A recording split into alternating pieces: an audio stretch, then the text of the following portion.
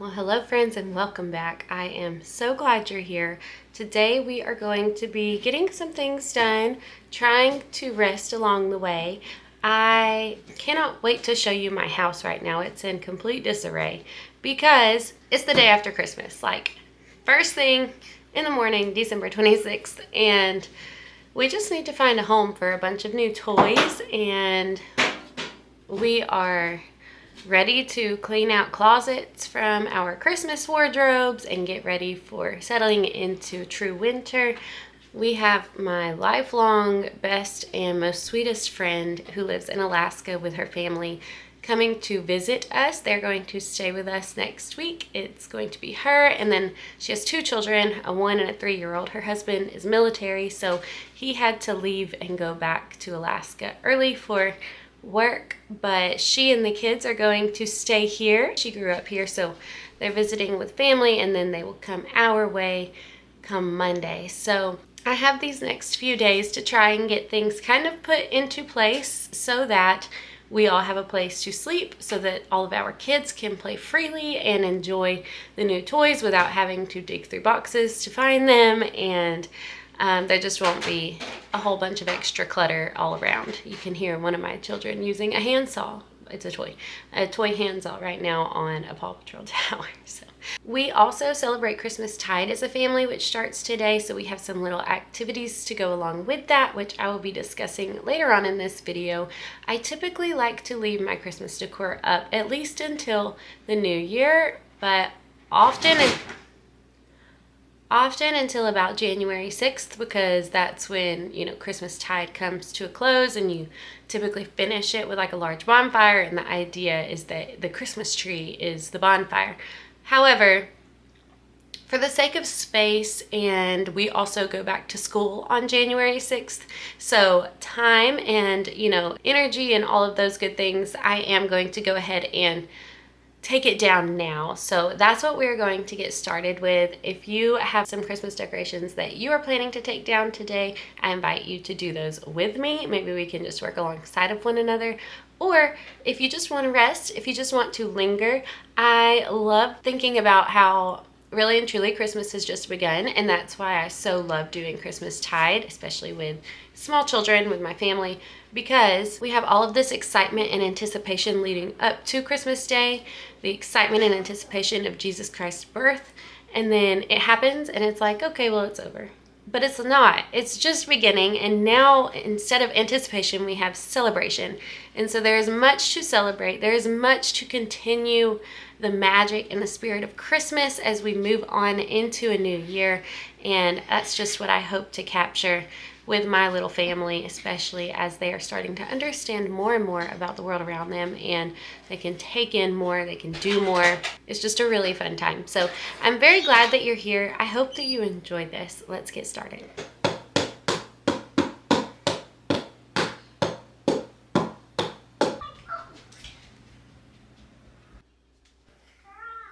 So it wasn't until the last couple of years that I really started learning more about the 12 days of Christmas, Christmastide, Yuletide, and even Advent for that matter.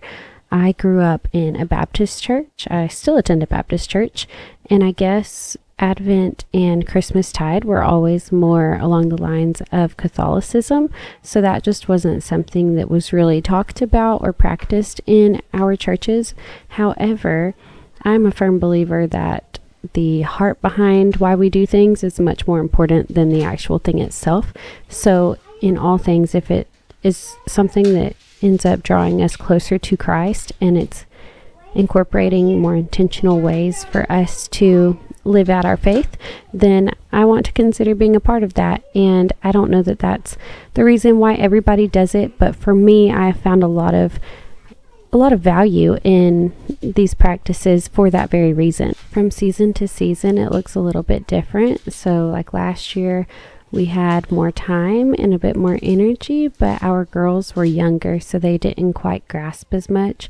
This year, they're getting to an age where they are starting to understand more, but we just don't really have the time or energy. So it's always just an evaluation of like, is this what's best for our family right now? And if it is all of it what's best? Like, do we need an activity for every single day, or do we just need to incorporate some things here and there? And right now, that's kind of where we are.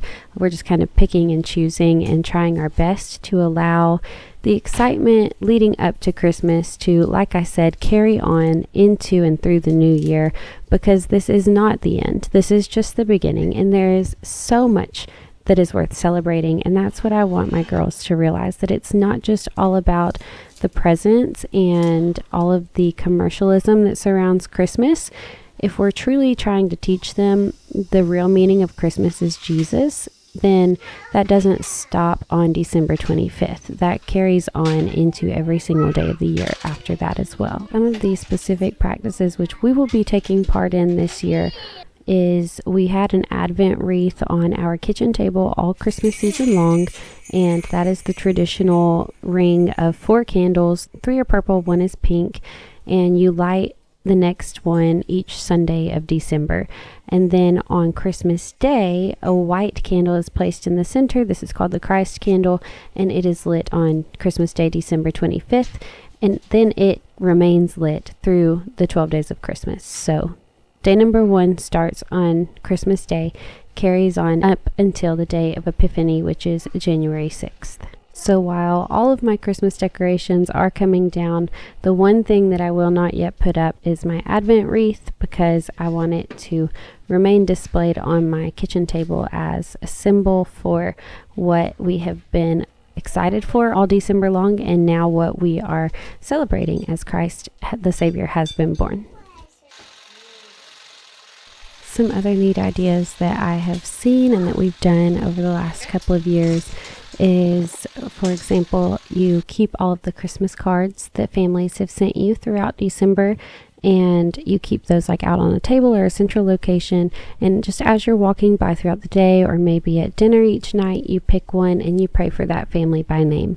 It's not something where we need to know what that family is walking through. It's not something where we even need to be super close with that family, but it's just a great way to pray for people that maybe wouldn't have come to mind naturally in any other situation other than using those Christmas cards to jog our memory for who we might could pray for going into the new year.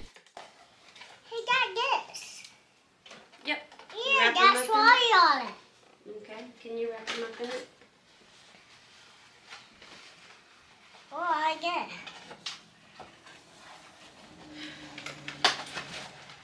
I clicked. Got it. Very good.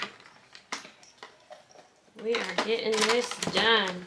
Oh, the ones that are done go on the couch.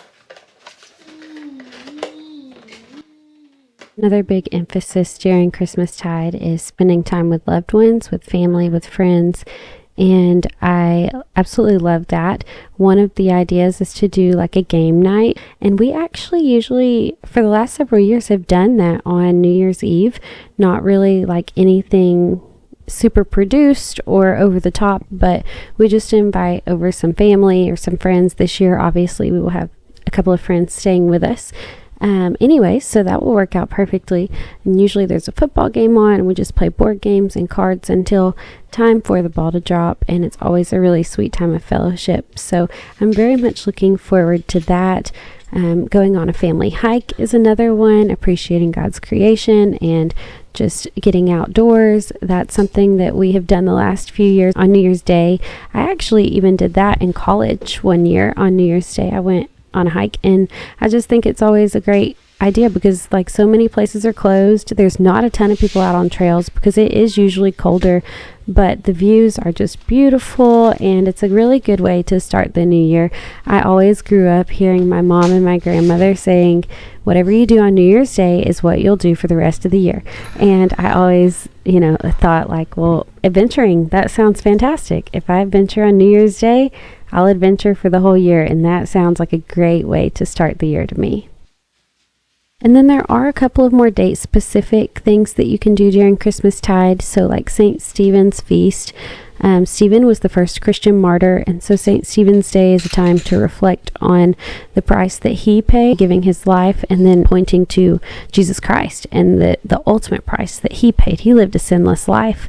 It's one thing for a man bound by flesh and tempted by sin and fall into sin all throughout life to give up his life for his faith, but it's a whole other thing for someone who was perfect in every single way, who walked among us, performed miracles, never sinned, though he was tempted to, and has the power to overcome death and the grave, to give up his life on behalf of little old me and all of us, all of us who are so undeserving and unworthy. For him to do that for us is such a great representation that St. Stephen's Day is. It points us to the cross. It points us to Jesus. And so St. Stephen's Feast is just a great opportunity to fellowship again, to be with family, to be with friends, to break bread together.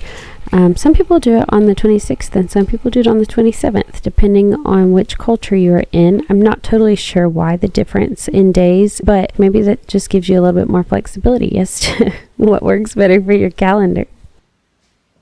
And then one of the final things that is often done is on Epiphany Eve, which is January 5th, a large bonfire. It usually takes place. And I don't think that we've done a bonfire thus far. We probably won't again this year because my husband actually starts a new job that day and he will be on night shift. So it'd be a little bit difficult to organize all of that. And I just don't probably trust myself with fire all that much.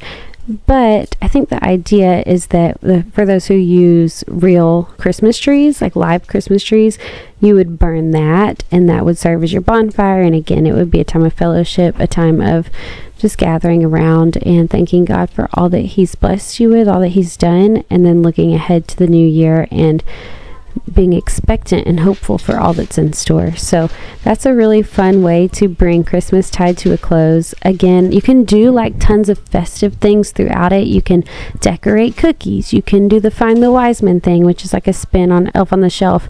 You can watch Christmas movies or go see holiday lights. All of these things that we've been doing all December long, you can continue with. I just don't know that we will continue in that. I want to do some of the more intentional things, like I said, but not necessarily all of the holiday things that we've been doing all season. So it's been a lot of fun, but I'm loving the slower pace. I'm loving this breather that we're kind of getting to take, this breather that my house is getting to take. It feels really good to be getting reset and ready for 2025. Like I said, I am still pretty new to the whole Christmastide and Advent thing. Only been doing it for a couple of years. So if any of this is incorrect information or if there are things that you and your family do, I would love to hear those. So please feel free to share down in the comments below. Okay, so Christmas is taken down and I am so relieved because I feel as though I've not sat down for like 4 days straight. But lots of good things have been done. Lots of toys have found their homes. And we got 2 new couches. So I found a really good deal on some marketplace couches. Nicholas and I went last night. We had to drive a pretty good ways to get them. But I think that it was definitely worth it because they're this cute red checkered pattern and they're super comfy. They're still in very good shape. One is a sleeper sofa. I just feel like they match all of our cozy cottage aesthetic very well, and it just adds to kind of what this home has been evolving into for quite some time now. So I'm very thrilled with them. Nicholas is like, yeah, they're fine, whatever. The girls are loving them. This morning at church, our children's director was actually asking the kids how all their Christmases were and like what they got and things like that. And Rosie, our 4-year-old, her response was, we got 2 new couches. Annie has one and I have one. So out of all the things that they got for Christmas, maybe because it's the most recent addition to our home or maybe because it really is her favorite, Rosie mentioned the couches, and I call that a win. I know if our visitors coming to stay with us knew that we went to these lengths to get this, like partially for her to have a place to stay and things like that, she would be like, why on earth? Like, I can sleep on the floor, I can sleep on a couch.